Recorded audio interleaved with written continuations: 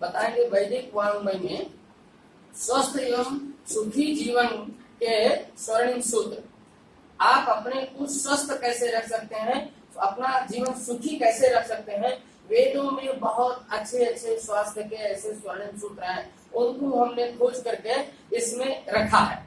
जो है कि हमारे यहाँ बहुत बहुत नए नए प्रकार के रोग हो रहे हैं। अब ओमिक्रॉन, पहले कोरोना हुआ, अभी ओमिक्रॉन, ये वायरस है, विषाणु।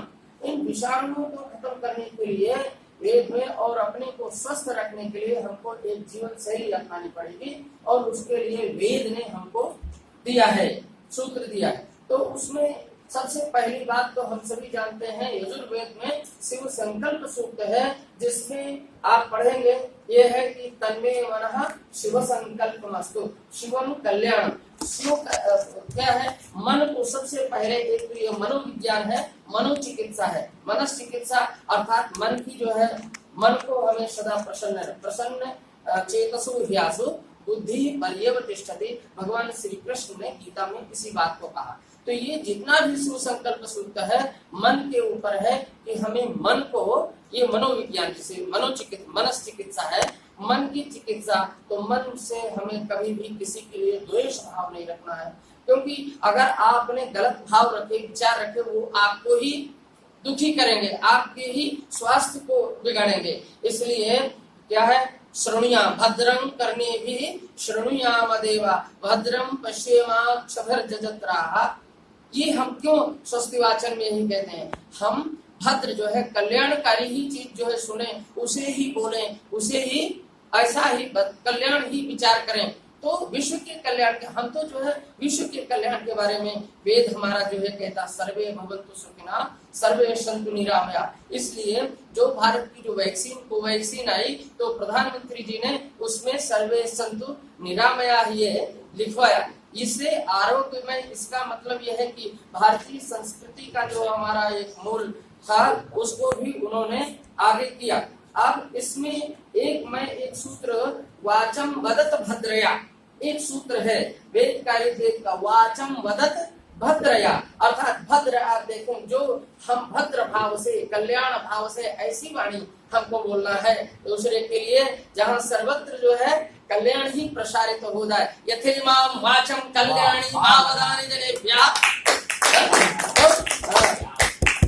तो यथेमाम वाचम कल्याणी, ये वैदिक ऋषि ये ऐसा सोचता है, हमेशा यह विचार करता है कि यथा इमाम वाचम कल्याणी मावदानि जनेभ्यः, किसी भी व्यक्ति को, जिसे उन्होंने कहा किसी भी व्यक्ति को तकलीफ नहीं होना चाहिए, दुख ना हम पहुंचाएं, यदि करते हैं तो हम बार बार क्षमा प्रार्थी होते हैं। क्यों, यथेमाम वाचम कल्याणी मावदानि, तो हमें लोगों से एक कल्याण युक्त वाणी का ही वाचन करना चाहिए, कल्याण युक्त वाणी को बोलना चाहिए। और वाचम वदत भद्रया यथेमाम वाचम कल्याणी, ये दोनों भी वैदिक सूत्र दोनों बात को बताते हैं। तो जब हम अच्छी बात दूसरे को बोलेंगे तो दूसरे को भी अच्छा लगेगा, और वो भी हमें अच्छी बात बोलेगा, हम सुनेंगे। और उसका एक बड़ा वैदिक जिस आयुर्वेदिक जिसे कहें स्वास्थ्य की दृष्टि से बड़ा लाभ होता है, हमारा मन स्वतः प्रसन्न होता है, और जब मन प्रसन्न होता है तो हमारी बुद्धि भी परिनिष्ठित होती है और स्वस्थ भी हम रहते हैं,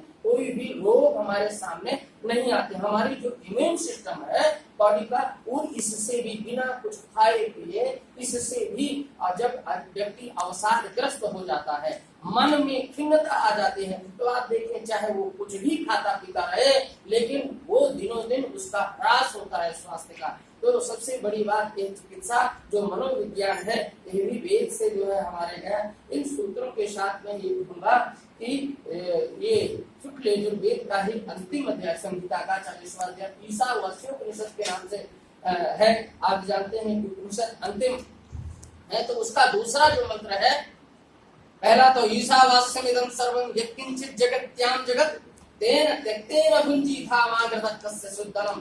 किसी के भी धन की आकांक्षा नहीं करनी चाहिए। निश्चित रूप से अगर आपने किसी के धन की आकांक्षा किया, और तो जितना आपको अपना धन प्रिय है, उतना ही दूसरे को अपना, उसको भी उसका धन प्रिय है। और अगर आपने उसके धन की आकांक्षा की तो आप चोर हुए, चोरी किए, और आप इसके बाद आपको जो उसको जो कष्ट होगा और पुनः आपका फिर वही धन जो है चुराया जाएगा, आपका धन भी जाएगा तो आपको कष्ट होगा, सर्वत्र ऐसा अन्याय प्रसारित हो जाएगा। वेद कहता है कि माँ गृधक कस्य सुख धनम, क्यों कि यह आवाज से संपूर्ण ईश्वर का है और सभी ईश्वर के अंश हैं और उनके ही संतान हैं।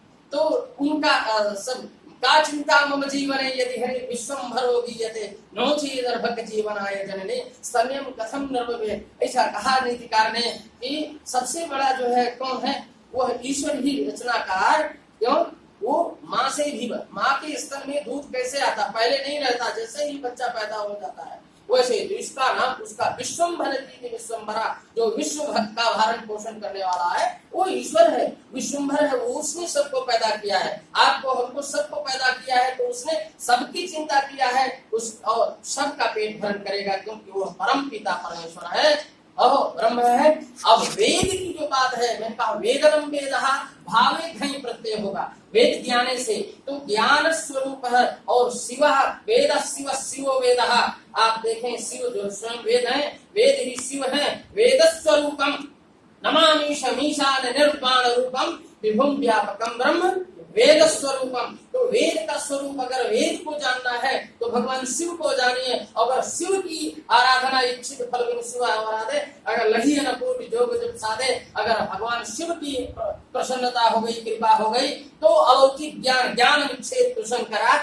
मैं आप छात्रों के लिए है, आपसे क्या कहना है, और स्वास्थ्य विच्छेद आरोग्य विच्छेद तो भास्करा, इसलिए स्वास्थ्य की बात मैं यहाँ कर रहा हूँ। और स्वस्थ रहने के लिए कई बार मैं ये कहता हूँ कि भगवान भास्कर, भुवन भास्कर जो है, भगवान सूर्य के उदय होने के पहले आपका जागरण होना चाहिए और उनकी आने से पहले आप उनके स्वागत के लिए एकदम स्वस्थ होकर, अर्थात स्नान आदि क्रिया से निवृत्त होकर के, खास करके छात्रों को तभी ज्ञान प्राप्त हो सकता है, वो भी आरोग्य बिना, क्योंकि बिना स्वास्थ्य के आप कुछ धर्म का भी आचरण नहीं कर सकते, है ना। तो इसलिए कि धर्म का भी आचरण करना है, सत्य का आचरण करना है, अथवा आपको शिव उपासना करनी है, ब्रह्म की उपासना करनी है, वो सब बिना स्वास्थ्य के नहीं होगा और ज्ञान भी बिना स्वस्थ रहे नहीं मिलेगा। तो उसके लिए सभी लोगों को सूर्य उपासना क्या है,